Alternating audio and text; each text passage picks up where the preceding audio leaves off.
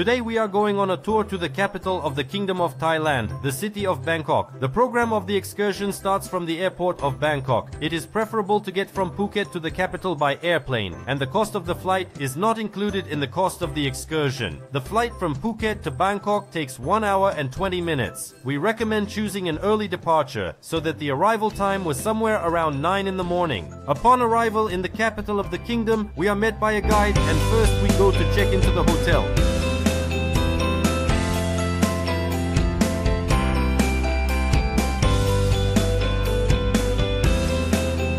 Hotels on this excursion can be different, but as a rule it is 3 or 4 stars. The hotel is usually located near famous tourist spots or attractions.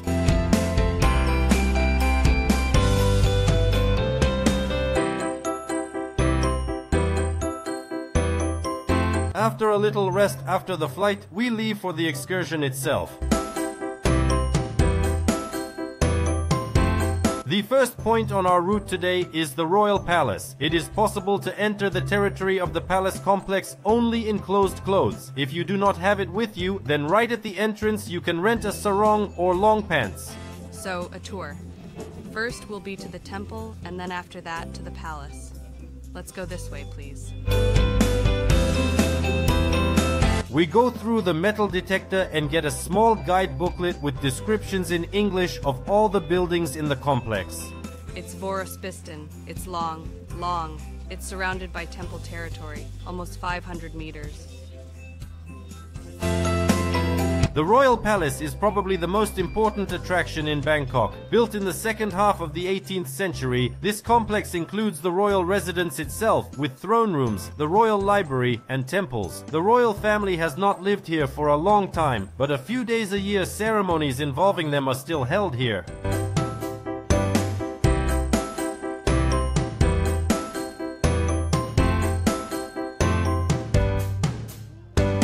Considering that Bangkok is one of the most popular cities for tourism and the Royal Palace is #1 on the list of visits, there are a lot of people here. To put it bluntly, be prepared to have other guests posing alongside you in your photos.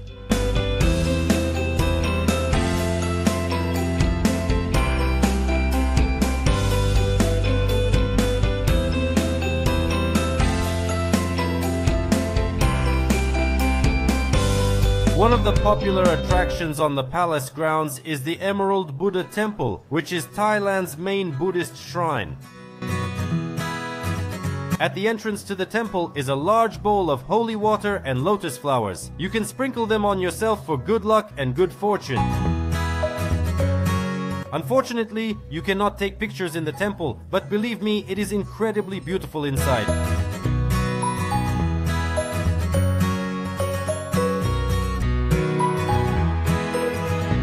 As for the residence and the throne room itself, you can't go there, but you can only look at it from the side. But even this is enough to feel all the grandiosity and beauty of the structure.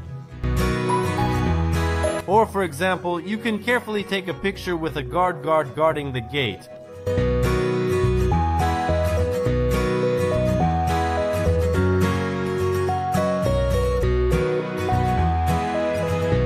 That was the end of our tour of the Royal Palace, and we moved further along the route. Next we went to the Lying Buddha Temple. It is located very close to the Grand Palace. It is one of the oldest temples in Bangkok. It was here in 1782nd year. General Chakri proclaimed himself king and founded a new dynasty of rulers of Thailand.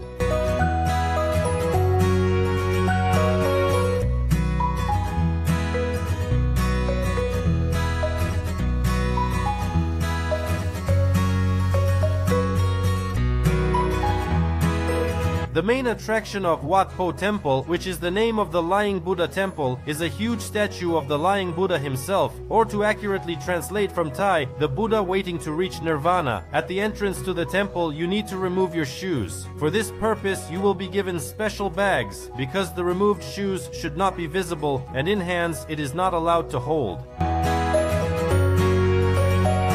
Visitors here are also quite a lot. The length of the lying Buddha reaches 46 meters and the height is 15 meters. The whole statue can be viewed only in one place of the temple, so there is usually always a queue to be photographed against the background of the Buddha. After walking the whole gallery along the statue, we turn around and go in the opposite direction. Here, behind the Buddha, along the gallery, are 108 bowls for offerings. You can drop coins into them, making a wish in your mind. If you don't have coins, you can get them here, or rather change them for 20 baht. This is such a strange rate, 20 baht for 108 coins. In general, on the territory of the temple complex Wat Po, 4 large assembly halls and 95 stupas. And this is the place. This is where the Buddhists pray. You can't go inside because we're all afraid of fire. There are also 4 large stupas of the first Thai kings from frame 1 to frame 4.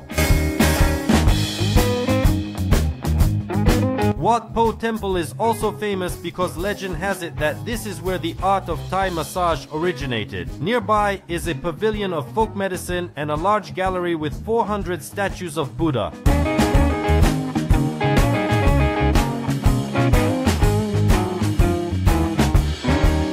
After going around the whole complex, we move further along the route. This time we go to the pier of the Chao Phraya River, where we board a local longtail boat.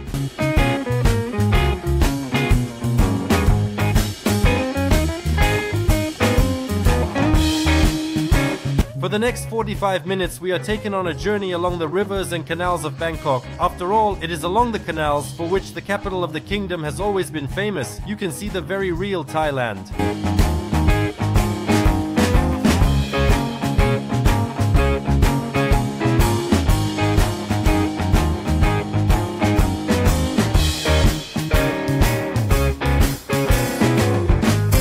Back at the end of the 19th century, there were much more canals in the city, which is why the capital was called the Venice of the East. During our walk, it felt like you were in a different city. Here you can't see modern skyscrapers, and the houses and huts along the shore take you back 100 or even 200 years. After all, Bangkok is truly a city of contrasts.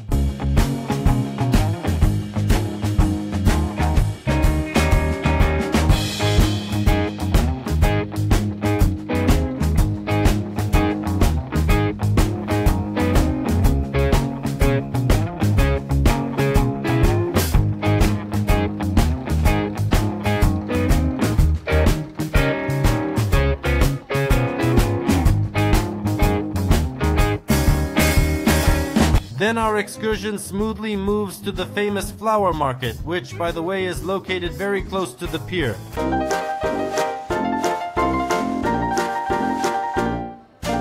Pak Long Talat Flower Market is the biggest wholesale and retail flower market in Bangkok, and there is a lot of stuff here. Lilies, roses, orchids, chrysanthemums, gerberas, and many more flowers and flora items. Most often they are sold in packages of 50 or 100 pieces. Although the market is open 24 hours a day, the busiest hours are night and early morning when vendors bring in fresh goods. But even during the day, there is something to see.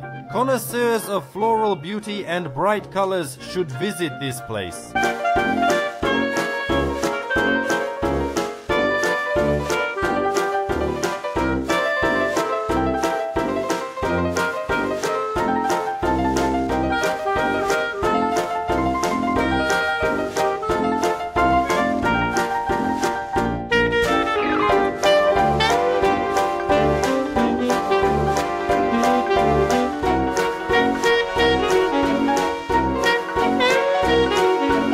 And the last point for today is the throne room. Built in the time of Rama V, he started building it, but it was completed by his successor, Rama VI.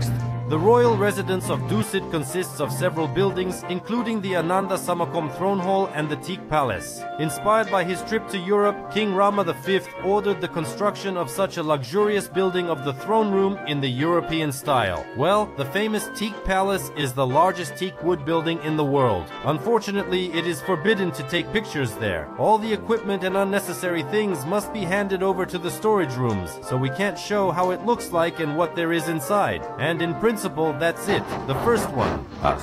The day is over. Now we have 4 hours. We go to the hotel in the evening on its own program. Wherever we want to go, we go. The second day of our excursion to the capital of the Kingdom of Thailand begins with breakfast. We turn in the room and go down to the restaurant.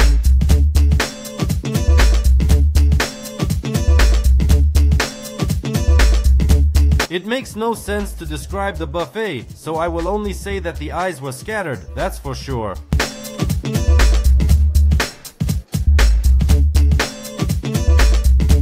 And after breakfast, we leave for our first point on the route, the Temple Wat Saket, or the Temple of the Golden Mountain.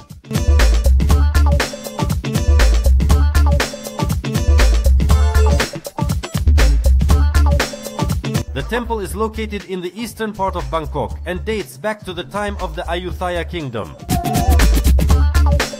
The complex consists of 2 small assembly halls and a large hill with a gilded stupa at the very top.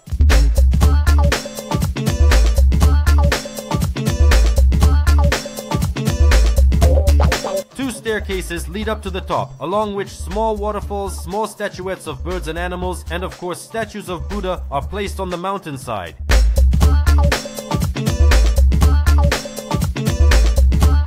On one of the levels there are prayer bells and a large drum.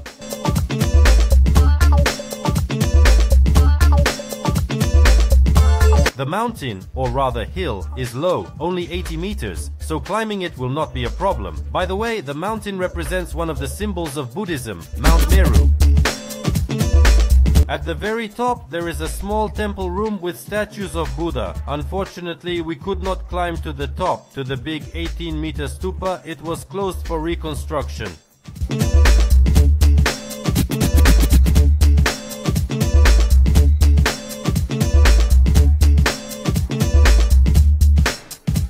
This place was the highest temple in Bangkok for a long time. Before another temple, Wat Arun, was built, but even now people often come here to watch the sunset. The views from here are incredible. We still had time, so we decided to walk to another famous temple in Bangkok, Wat Ratchanada. The temple is literally 10 minutes walk away. This temple is not included in the main program, but since we had time, why not spend it to our advantage? Why not make the most of it? Construction of the temple was started in the middle of the 19th century by order of King Rama III and finished only in the early 20th century. Of the whole complex, the building called the Iron Palace is the most prominent. It is an exact copy of the now lost Ceylon temple of the 3rd century BC. The building is entirely made of metal and from the outside resembles a fairy tale castle. Inside, instead of the usual large halls, there are narrow corridors. The temple has several levels and all of them have their own purpose. One of them is a library, another is for sitting meditation, and the third is for walking meditation. And on the roof are 37 spires, which symbolize the 37 virtues that lead to enlightenment.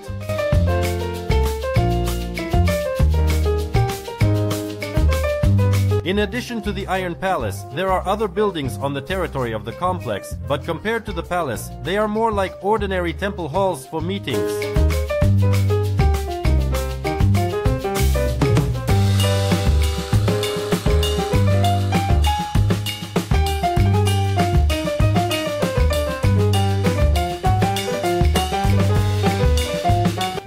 It's time for us to drive to our last attraction for today, Bangkok Sky Hotel, where we will have lunch.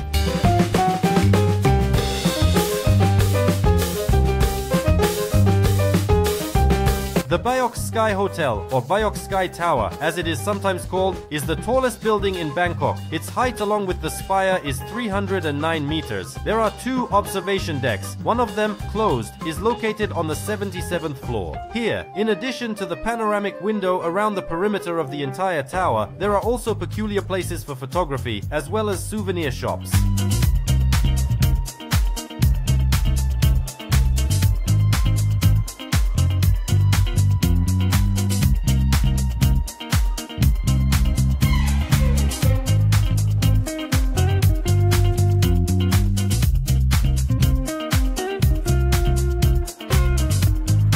And even even higher. On the last floor, there is a second rotating observation deck with a 360-degree view. From here, you can get incredible views of all of Bangkok.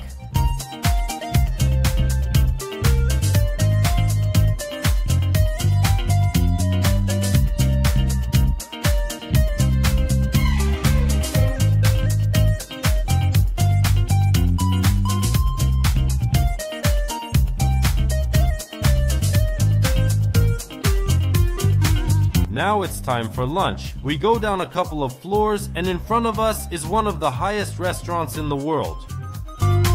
Meals are buffet style. We take a plate and go to choose food to our taste. There are Thai dishes, sushi and rolls, steaks, a huge choice of seafood, vegetables for salads, rice, spaghetti, boiled chicken, fried chicken, fruit, sweets for dessert, juices, tea, coffee, and much more. The choice is impressive, and you can take your time and can make as many approaches as you want. We have plenty of time because this is the last point in our journey. If you still have time before the plane after the restaurant, you can walk around the supermarkets. Fortunately, in the area of the Hotel Bangkok Sky, there are enough of them. And when it's time, we go to the airport. By the way, the program additionally can still include a trip to the ancient capital of Ayutthaya with a visit to the Royal Palace and 3 temples. This trip will take half a day, so you should think about the daily schedule in advance and discuss it when ordering an excursion to Bangkok. Well, our adventure has come to an end and we are going back to Phuket. This city should be on every cultural person's list to visit. It is a fantastic experience. Striking architecture, gorgeous bright colors, Asian flavor that kills you to pieces. No Phuket and Pattaya, if I pronounce it right, will ever give this power of impressions in principle. It is more than worthy for a visit to the city, and I want to come here again. I just realized it today, by the end of the second day, that Bangkok is a different city anyway. I wish everyone would come here and see and realize how different the culture of Asia is from that of Europe. It is a radically different life.